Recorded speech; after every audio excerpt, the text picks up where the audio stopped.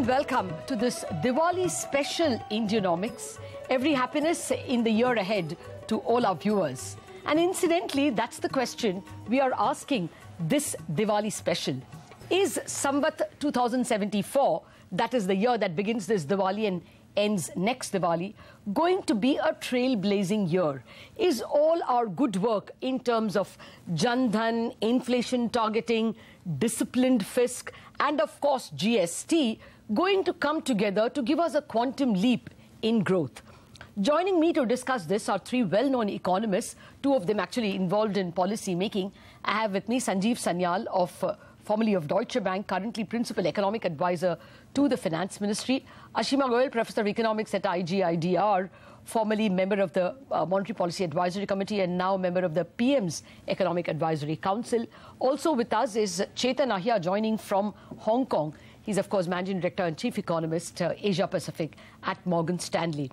Gentlemen and lady, welcome to the show. Well, let me start with the lady first. Ashima, what's the sense you are getting about the lead indicators of growth? We have had 5 quarters of falling GVA. Will the second quarter, whose numbers we haven't got, that is the June-September quarter, be different? Yes, I think the leading indicators suggest that there was sort of some short-term effects of perhaps GST, and these look like they're being overcome. So we should see a somewhat better performance. But overall, I think there is something more needs to be done to get to reach our potential growth rates.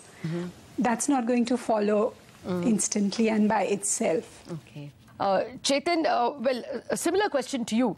5 quarters of falling GVA, but the lead indicators, as Ashima was pointing out, IIP, core sector for August, as well as the export growth for September at 26%.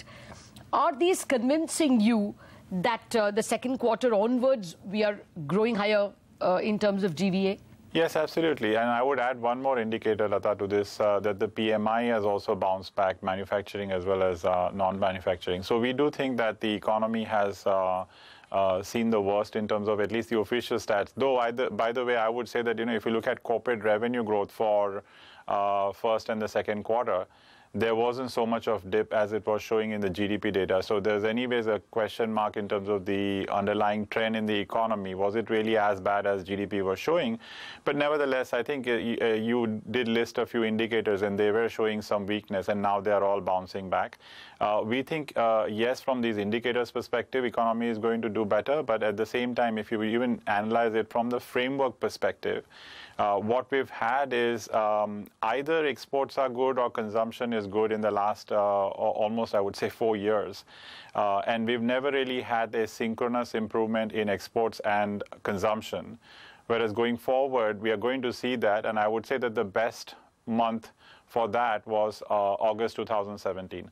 Until that, we had some of the other problems holding either of these two line items. And you really need these two line items to do well to improve capacity utilization so that eventually the corporate sector feels confident to do investment. Okay. Just a word more from you, Chetan. What is the number you are working with for the second quarter in terms of GVA? Will it be better than 5.7? As well, second half, what are your projections? So for the second quarter, we expect it to be at 6.5, and from there on, we will see that second half of the financial year will average above 7%, and for the full year, we are at 6.7% in this financial year. And the coming financial year, we expect growth to be at 7.5%. So the official statistics will show a clear acceleration from here too. Okay, now to come to you, Sanjeev. One of the numbers that seem to have thrilled a lot of people, and Ashima and Chetan have kind of referred to it, this export number of 26%. Is that convincing enough? I mean, we've had around 20 billion of exports monthly for quite some time now. This 28 billion, should we take it as convincing, or is it just some lag orders blocked by GST now getting implemented? Do we still have to wait for evidence that the slowdown, the disruption is over? First of all, let me say that, just like people were overreacting to, number printing down a bit, 1 month of upward number also shouldn't sway us too much. Okay. So let's wait and watch if the trend turns or not. So, just like when you asked me when there was all this panic about GDP numbers, I was calming people down. I would apply the same logic on when numbers begin to pick up. These things, are not straight line movements, and you need to look for several months before you can tell the trend. But yes, overall, it does seem that the sort of deterioration in growth momentum seems to have stabilized. Whether or not they pick up, we will see. I'll leave Chetan to try and forecast that. Is the NPA problem really over? We have just got the Axis Bank numbers, and NPLs are a historic high for the quarter gone by. And it looks like, from what Axis Bank tells us, this is 9 accounts which go across all banks. So we are going to get these kinds of numbers from other banks as well. And telecom has not even begun. They have not even started recognizing the Aircells and the Videocons entirely. So, I mean, is the worst really over in terms of the financial sector's pain? I think there is, we have to, the point is that the problem is being properly recognized for the very first time.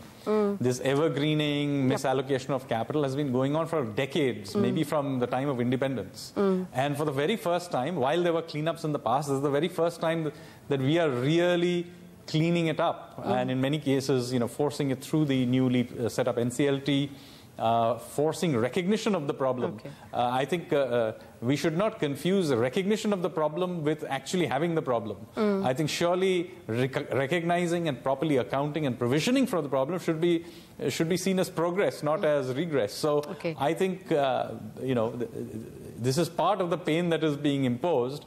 But, I'm surprised many people say, oh, the NPAs have gone up. No, they haven't. Actually, they were always there. We just didn't recognize them as such. No, my only point is whether, if we are still going to get higher and higher NPAs with each passing quarter, can that stimmy growth? That's the question. I mean, actually, Chetan, since you look at the financial sector very closely, before I come to Chetan, Ashima, why don't you take a shot at it? This twin balance sheet problem, infrastructure companies hamstrung, and a large number of the banks still having to take the better part of their profits and provide for losses. Will this keep us from really getting on to whatever, even 6.7% growth that the RBI has forecast for the full year? One hopeful issue is that resolution now with this deadline imposed under the bankruptcy court, it is in banks' interest to agree to a haircut and allow the let the ownership change or let the assets be revived. So that is one hopeful issue. And the second is, since inflation now has been persistently below the inflation target, there is scope for rates to come down because you've had extreme macroeconomic tightening. You could say stability, but the stability has come at the cost of tightening, which actually reduces the denominator and therefore raises NPAs. Right? So if you see some more macroeconomic stimulus, that will also help resolve this issue. Chetan, if I can get you on that, this is what Ashima is telling us, that the economy is constrained by high interest rates and that a lower interest rate regime is needed for higher growth. Do you see the need for lower rates, and do you see the space for it? Okay, firstly, I believe that growth is not doing as badly as what the official GDP statistics are showing. But in any case, it's true that the growth has been somewhat weak. And so then I would say, what is the problem and why is growth weak?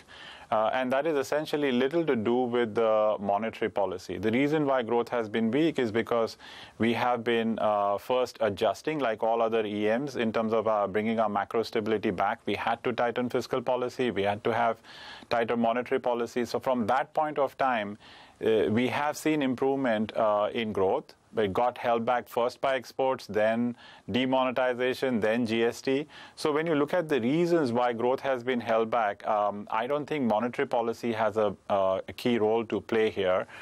We think anyways, worst of all those one-off problems as well as exports, etc., is now behind us, so growth is going to recover. So we don't really think there is a need to see rate cuts from RBI. We have to take a break. We are coming back in a jiffy and pursuing exactly that. A little bit more monetary and fiscal space. Is that what the doctors order after this break?